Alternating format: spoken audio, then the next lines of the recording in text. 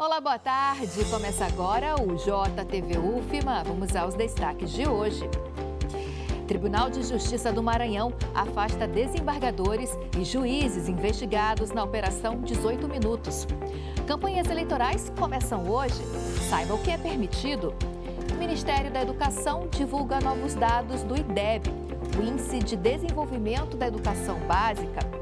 O Grupo de Pesquisa da UFMA realiza hoje mostra fotográfica sobre a Amazônia Legal.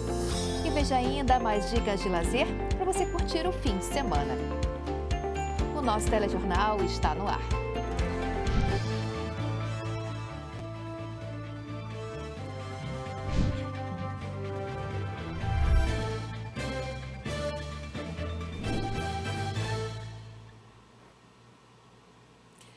O Ministério da Saúde negocia compra de 25 mil doses de vacina contra Mpox. Operação da Polícia Federal 18 Minutos e afasta desembargadores e juízes investigados no Tribunal de Justiça. Vamos ver esses e outros destaques agora no Giro de Notícias. O Tribunal de Justiça do Maranhão decidiu afastar 6 servidores investigados na Operação 18 Minutos. A operação apura crimes de corrupção e lavagem de dinheiro entre juízes e desembargadores do Estado. Segundo o TJ do Maranhão, todos foram afastados pelo período de 1 ano. A medida foi assinada pelo presidente do Tribunal de Justiça, o desembargador Frois Sobrinho. O Ministério da Saúde está negociando a aquisição emergencial de 25 mil doses de vacina contra a monkeypox, conhecida como a varíola dos macacos. O anúncio foi feito ontem pela pasta e a doença foi declarada emergência em saúde pública de importância internacional pela Organização Mundial da Saúde. A Agência Nacional de Vigilância Sanitária já autorizou o uso emergencial de uma vacina específica para combater a doença em 2023. Neste mês, o pedido precisou ser renovado pelo Ministério da Saúde. A UFMA, por meio do Núcleo Avançado de Empreendedorismo, recebeu a visita de representantes da Secretaria de Estado da Indústria e Comércio do Maranhão para debater futuras parcerias. O objetivo é fortalecer a inovação e o empreendedorismo no Estado e aproximar a UFMA ainda mais no mercado empreendedor. Nesta semana, o Ministério da Educação divulgou os novos dados do IDEB, que é o Índice de Desenvolvimento da Educação Básica, principal avaliador da educação do Brasil. O Maranhão avançou nos anos iniciais do ensino fundamental, mas não conseguiu alcançar a meta. E quem traz mais informações para a gente é a repórter Luciana Rodrigues. Boa tarde, Luciana. O IDEB avalia a qualidade do ensino no Brasil, nas 3 etapas: ensino fundamental anos iniciais, 1º ao 5º ano, ensino fundamental anos finais, 6º ao 9º ano e em relação também ao ensino médio. O Brasil atingiu o esperado para o ensino fundamental anos iniciais, ficando com um total de 6 pontos. No máximo a ser atingido eram 10 pontos. Em relação ao ensino fundamental anos finais, o Brasil ficou com 5, quando o esperado era 5,5. E o ensino médio, 4,3, quando o esperado era 5,2. Em relação ao Maranhão, o estado ainda precisa melhorar, não atingiu os índices esperados pelo IDEB, ficando com 5,4 nos anos iniciais, 4,5 nos anos finais e 3,8 no ensino médio. Como eu falei, o estado precisa avançar. Aconteceram mudanças positivas, melhorias em relação a outras edições do IDEB, mas o estado ainda precisa avançar. Agora, a região Nordeste, sim, tem motivos para comemorar. Das 21 escolas que conseguiram atingir nota 10, todas elas estão na região Nordeste. E também as 100 melhores escolas públicas do Brasil, todas elas estão na região Nordeste. Motivos não faltam para comemorar. De São Luís, Luciana Rodrigues. Obrigada, Luciana. Agora eu chamo o repórter Robert Oliveira para falar sobre o concurso unificado, que vai ser realizado neste domingo em todo o país. Boa tarde, Robert. Olá, Ana. Boa tarde a você, boa tarde a todos que nos assistem aí pelo JTV UFMA.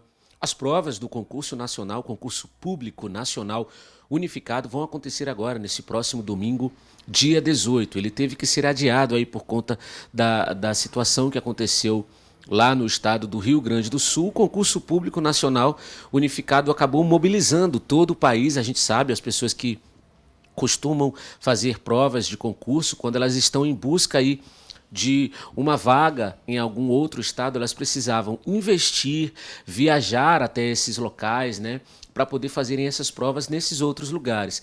E o concurso público nacional, ele trouxe justamente essa possibilidade, né, que as pessoas que têm interesse em alcançar vagas aí no serviço público não precisassem obrigatoriamente sair dos seus lugares para fazer essas provas. E houve algumas mudanças, né, nesse edital, com esse adiamento das provas, houve algumas mudanças. E uma delas era justamente com relação à perícia médica das pessoas que alegavam estar com algum tipo de deficiência. A avaliação que se chama, para pessoas com deficiência, se chama avaliação biopsicossocial. E esse edital, o novo edital, ele altera aí os procedimentos para verificação da pessoa com condição né, de pessoa com deficiência, né? Outra mudança é que vai ser realizada a entrega, a distribuição das folhas de gabarito, né? As folhas para anotação das respostas do gabarito. Então tem algumas pequenas mudanças, né, que foram realizadas, mas as mudanças elas não dizem respeito ao prazo final, né, à data de divulgação do resultado final. Essa data continua a mesma, né, de acordo com o que diz no edital. Mais informações podem ser consultadas lá no site do Ministério da Gestão e da Inovação em Serviços Públicos, que é quem está organizando aí esta prova. Então fica aí esses avisos, né, essas recomendações às pessoas que forem fazer a prova e a todos que forem realizar o concurso. Uma boa prova, uma boa sorte a todos. Ana, essas foram as informações de hoje e eu volto com você. Obrigada, Robert. E com a proximidade, né, da prova, saber como controlar a ansiedade é uma dica importante até para não esquecer os conteúdos, né? O Concurso Público Nacional Unificado, também chamado de Enem dos Concursos, é uma iniciativa do Ministério da Gestão e Inovação em Serviços Públicos do Governo Federal que centraliza o processo de contratação de novos servidores públicos federais. Essa é a primeira edição desse formato, que terá as provas aplicadas já no próximo domingo. A junção desse fato com a vontade de conseguir a tão sonhada aprovação causa uma emoção conhecida por ansiedade. Mas o professor e psicólogo Alexandro Cruz destaca que é importante manter a calma e não se cobrar tanto. As dicas são planejamento, né? Você poder fazer isso a médio e longo prazo, esse estudo. Na véspera, conseguir dormir bem, né? Dormir cedo, se alimentar bem para evitar distúrbios gastrointestinais. Na hora da prova, chegar mais cedo para evitar a pressa, para evitar o improviso, para poder ter tempo de chegar e fazer um momento de mindfulness, que é a meditação, a respiração. Essa respiração ela é fundamental para você conseguir controlar, gerir o seu nível de ansiedade. Manter a calma e focar no que se estudou ao longo de toda a preparação é uma boa dica para os candidatos. O que se diz a nível de concurso é que realmente a pessoa não estuda só para um concurso, ela estuda para outros concursos. E aí ela tirar como aprendizagem a experiência de cada prova, para a prova seguinte ela chegar sempre melhor. Isso ajuda também a pessoa a lidar com essa expectativa de mudança de vida, porque um concurso público ele é segurança, né, estabilidade, e é o que a maioria dos brasileiros anseiam. Então ele pode fazer isso a médio e longo prazo, fazendo esses ajustes a cada prova. O Enem dos Concursos tem à disposição 6.560 vagas espalhadas por 20 órgãos federais. A prova será aplicada em um dia e dividida em 2 partes. Ao fim da primeira fase, poderão ser anexadas a pontuação final do candidato, como titulação acadêmica, experiência profissional, provas práticas, entre outras. O que a gente deseja é muita calma e boa sorte. Boa sorte a todos os candidatos. E no próximo bloco, campanhas eleitorais começam hoje. Saiba o que é permitido. Grupo de pesquisa da UFMA realiza mostra fotográfica sobre a Amazônia Legal. Vamos para o intervalo e voltamos já já.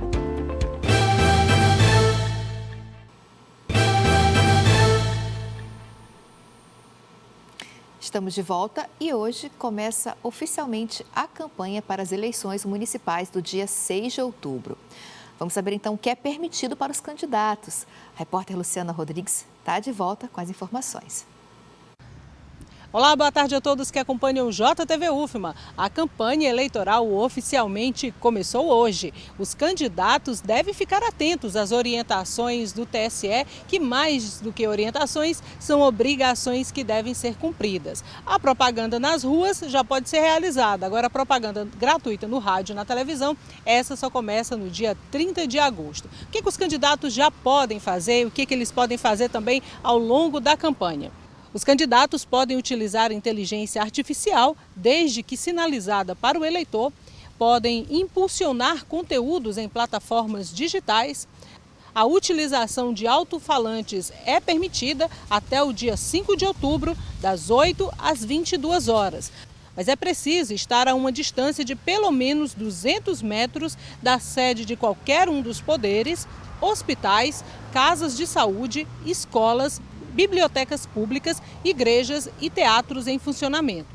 Também é permitida a realização de comícios com aparelhagem de som até 3 de outubro, de 8 da manhã à meia-noite. O comício de encerramento da campanha pode ser prorrogado em até 2 horas. Distribuição de materiais de campanha e divulgação na imprensa escrita também é permitido. Agora, o candidato precisa ficar muito atento ao que não pode. Não é permitida a realização de propaganda no rádio e na televisão antes do dia 30 de agosto, o disparo de mensagens em massa, simular conversas com eleitores via inteligência artificial, usar deepfake, uma simulação de rosto e de voz de alguém conhecido ou desconhecido, mas o uso da deepfake não é permitido. Difundir informações em sites de pessoas jurídicas, exceto partidos políticos, usar palavras-chave associadas a outros candidatos, realizar showmícios, jogar no chão material de campanha no dia da eleição, colocar material de campanha fixo, colado em qualquer um dos lugares pertencentes ao poder público ou que dependa de autorização, como viadutos e paradas de ônibus, assim também como a utilização desse material colado em árvores.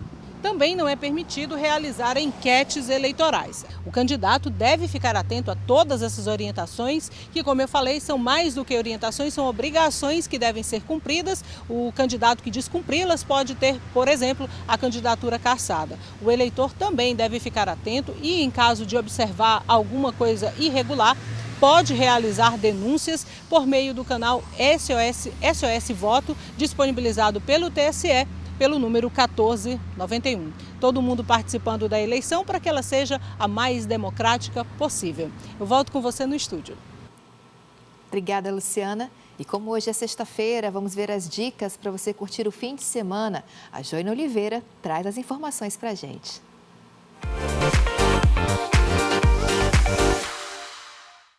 A gente começa a agenda deste final de semana com o melhor do rock nacional. Hoje, o cantor Pepe Júnior vai apresentar um repertório de homenagens ao grande Lulu Santos, no show Pepe Canta Lulu. Os melhores hits do astro do rock nacional vão embalar a noite no Velho Joe Music Pub, a partir das 8 da noite, no Calhau. Não perca!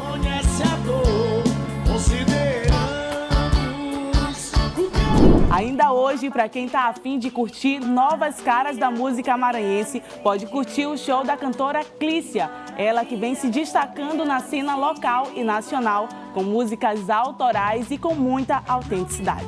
É a partir das 8h30 da noite, no Morada Bistro Guajape. Você não pode ficar de fora.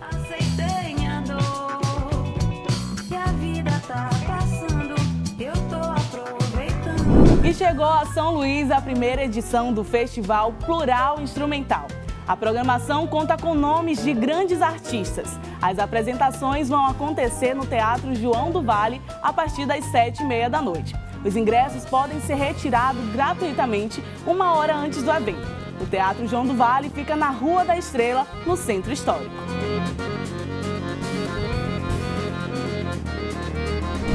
O mega empreendimento chega na Beira-Mar, o Rasta Reggae, um bar temático para quem gosta de curtir as melhores pedras. A programação desse sábado promete com o especial Reggae, a vida com amor, e participações especiais dos DJs Valdinei, Diego e Magno Roots. Você não pode perder.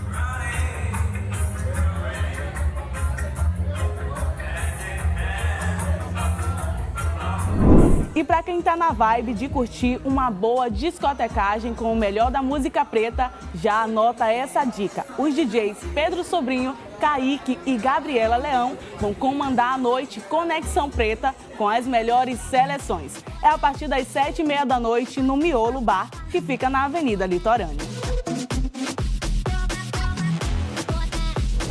E domingo é dia de samba. E que tal comemorar o aniversário do grupo Samba de Mina? Pois é, mais uma primavera das mulheres arrasando no comando das rodas de samba. A celebração vai acontecer na rua Godofredo Viana, próximo ao Teatro Arthur Azevedo. É a partir das 5 da tarde, não fique de fora dessa comemoração. E para fechar a nossa programação, vem aí o segundo dia do Festival Plural Instrumental, que chega com tudo. No domingo, o show do cantor Hamilton e Arismar do Espírito Santo e muito mais. As apresentações começam às 6 da tarde no Teatro João do Vale. Fique ligado!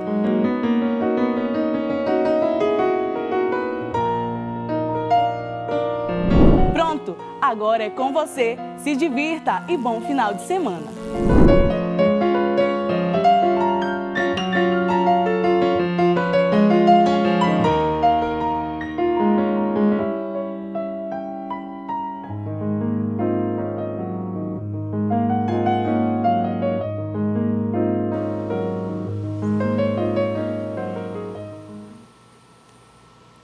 Obrigada, Joina. Olha, gente, próxima segunda-feira, dia 19 de agosto, é o Dia Mundial da Fotografia. A fotografia que foi criada na França. Antecipando as celebrações da data, hoje o Núcleo de Pesquisa e Produção de Imagem da UFMA realiza a mostra fotográfica sobre a Amazônia Legal, no Centro Cultural Vale Maranhão.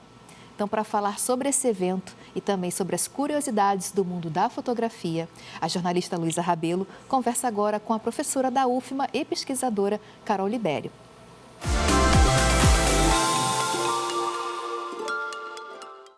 A fotografia é, sem dúvidas alguma, uma das invenções mais extraordinárias da história da humanidade. O dia 19 de agosto comemora anualmente esse feito e hoje eu recebo aqui no Sala Cultural a professora Carol Libério, que coordena aí o evento Mar Amazônia, Imaginários da Amazônia Maranhense. Olá, professora, boa tarde, é um prazer recebê-la. Oi, Luísa, tudo bem? Boa tarde. Professora, eu comecei falando que a fotografia é uma descoberta extraordinária. De fato, é isso mesmo? Como é que a fotografia conseguiu e consegue revolucionar a nossa história, a nossa sociedade? Qual é o impacto dela? Bom, a invenção da fotografia, na verdade, é a invenção das imagens técnicas, né? Ou seja, é a primeira forma de gerar imagens independente da mão humana, né? Então, antes da fotografia, a gente só tinha o desenho, a pintura, a escultura, que também são formas muito importantes, né? De gerar imagens, representações. Mas a fotografia, ela inaugura um tipo de representação imagética que, na verdade, é o que dá origem, hoje em dia, à televisão, vai dar origem ao cinema, à televisão, ao vídeo. Então, o fato da gente estar hoje aqui, sendo registrados por câmeras, tem a ver também com essa invenção, né? Então, ela, de certa maneira, muda um paradigma e, às vezes, a gente tem uma certa dificuldade de pensar nessa relevância porque a gente já nasce numa sociedade em que esse tipo de imagem é tão parte do nosso cotidiano, desde uma idade muito cedo, né? Que a gente toma como algo garantido, né? Mas foi uma invenção técnica, né? Que já tem, assim, foi inventado em 1839 e, assim, a gente faz esse evento em comemoração ao Dia Mundial da Fotografia, né? Então, o Dia Mundial da Fotografia é comemorado normalmente em 19 de agosto, porque essa foi a data em que o invento foi anunciado para a sociedade como um todo, lá em 1839. Então, a gente vê que faz muito tempo, mas a gente ainda sente a necessidade de marcar essa data. E reafirmar e continuar falando desse progresso, né? Eu acho que mais do que necessariamente falar do progresso, é pegar essa data como um ponto de reflexão. Sim. Porque é exatamente isso. Como é uma tecnologia que ela é tão embebida no nosso cotidiano, às vezes a gente não para pensar no que ela implica socialmente, né? Então, fazer um evento em comemoração ao Dia Mundial da Fotografia é também uma oportunidade de discutir sobre o papel dessa técnica dentro da sociedade e como ele foi se transformando, né, ao longo dos anos. A senhora está falando aí que a fotografia está muito inerente ao nosso dia a dia, e de fato está. Quando a gente fala em foto e principalmente pensa nos jovens, a gente pensa nos jovens pegando um celular, por exemplo. Eu queria que a senhora falasse a partir do seu olhar técnico, sensível, o seu olhar aí apurado sobre a arte de fotografar. Pegar um celular e fotografar se encaixa nisso também? Olha, eu acho que de qualquer tipo de dispositivo técnico, você pode ter uma relação criativa e crítica com a fotografia. E você também pode usar uma câmera super profissional e não ter um olhar crítico, né? Então, na verdade, o equipamento, é claro que ele vai fazer alguma diferença, mas não é o equipamento que faz o fotógrafo. Eu acho que o que faz o fotógrafo, a fotógrafa, é exatamente a capacidade de olhar para o mundo, né, e pensar que imagens eu quero gerar para a sociedade, o que essa minha imagem vai comunicar para os outros, né? Inclusive, por isso a gente entende que a fotografia é algo que está no campo da arte, mas também está no campo da comunicação, né? Porque, assim, exatamente se a gente vive num mundo cheio de imagens, será que eu quero só botar mais uma imagem que vai reforçar as coisas que eu vejo todo dia? Ou eu quero trazer uma imagem que, de alguma forma, traga uma perspectiva diferente, um olhar específico sobre o mundo, uma capacidade crítica de refletir sobre o que eu tenho ao redor, né? E aí a gente fala agora, professora, um pouquinho do evento Mar Amazônia, Imaginários da Amazônia Maranhense. Eu queria saber como é que nasce esse evento, desde quando ele é feito e também que a senhora falasse um pouquinho dessa temática. Certo. Bom, os eventos em comemoração ao Dia Mundial da Fotografia, eles são realizados pelo NUP, que é o Núcleo de Pesquisa e Produção da Imagem, do qual eu faço parte. É um núcleo de pesquisa ligado tanto ao Instituto Federal do Maranhão, ao IFMA, quanto à Universidade Federal, à UFMA. A gente tem essa parceria de muitos anos. E a gente realiza esse evento desde 2007. Né? Então, assim, ele tem um longo... Já é consagrado. A gente deixou de fazer ele durante os anos da pandemia porque ele é realmente pensado como um momento de encontro, sim, de troca de práticas, de reflexão e uma celebração. Né? Então, assim, a gente diz que é uma celebração crítica, mas é uma celebração, né? Tem muito essa coisa de encontrar outras pessoas que têm esse interesse em comum. E vai acontecer no dia 16 de agosto, hoje, sexta-feira, a partir das 5 horas da tarde, lá no CCVM. Bom, então, assim, cada ano que a gente faz o evento, a gente sempre pensa uma temática específica, né? Tanto para compor a mesa, quanto para pensar em que imagens, de repente, a gente quer trazer para refletir sobre esse tema. E o tema desse ano ficou sendo Mar Amazônia, Imaginários da Amazônia Maranhense. Por que esse tema? Em parte, esse tema veio a partir de uma provocação do CCVM, do que eles buscavam também para o edital de eventos, que foi por onde a gente conseguiu submeter, né, esse projeto. Mas quando a gente pensou no nome, a gente pensou assim, olha, a gente sabe que o Maranhão é o único estado da Amazônia Legal cujo território não faz totalmente parte da Amazônia Legal, né? Então a gente sempre escuta, o Maranhão é parcialmente, sim, integrado à Amazônia Legal. E aí quando a gente escuta isso, muitas vezes as pessoas pensam, é só um pouquinho. Não, é mais de 70% do estado, mais de 90% dos municípios do Maranhão fazem parte da Amazônia Legal. Mas quando a gente pensa em imagens da Amazônia, a gente não costuma pensar em imagens do Maranhão. Então a gente sempre pensa a imagem da Amazônia como uma imagem lá, sim, distante, um outro lugar que não é o lugar que a gente ocupa. Então a nossa preocupação foi exatamente essa. Olha, a gente faz parte da Amazônia, então as imagens criadas no nosso território, elas são imagens amazônicas, né? Então a gente começou a pensar um pouco nisso também, assim, olha, normalmente a gente pensa a Amazônia ou como um território intocado, né? Que ótimo, que bom que tem a preservação, mas isso acaba excluindo o fato de que as pessoas moram nesse território, sim, elas estão implicadas nesse território, elas têm uma vivência com essa natureza, com esse ambiente. Então a gente percebe que politicamente esse distanciamento e essa imagem da Amazônia só como uma coisa intocada, ela invisibiliza as pessoas que moram nos lugares, né? Então, a gente chamou 2 fotógrafos maranhenses que têm trabalhos muito interessantes, né? Um é o Genilson Guajajara, que é um fotógrafo indígena da aldeia Pissarra Preta, que tem um olhar muito sensível para essa vivência. E o outro é o Pablo Monteiro, que também é um fotógrafo aqui de São Luís, mas com uma atuação muito forte na Baixada Maranhense, né? E o Pablo trabalha muito com a questão também da cultura negra, da cultura quilombola. Então, são perspectivas que estão dentro desse território e, ao mesmo tempo, têm olhares diferentes, têm vivências diferentes. E então, eles têm uma possibilidade de falar para a gente um pouco dessa imagem de um Maranhão amazônico, para além da imagem clichê só da floresta, né? Da floresta intocada. E a gente contou também dessa vez, por conta desse apoio, conseguimos trazer a Camila Fialho, que é uma curadora, fotógrafa, artista visual, que há mais de 10 anos atua em Belém do Pará, junto com a Fotoativa. Então, pensamos exatamente nessa possibilidade de um diálogo, de um intercâmbio, que é o objetivo maior mesmo do evento. Então é isso, gente. Vocês vão acompanhar agora um pouquinho de algumas fotografias dos eventos anteriores. E para encerrar, professora, eu queria que a senhora fizesse um convite para as pessoas estarem daqui a pouquinho lá no CCVM.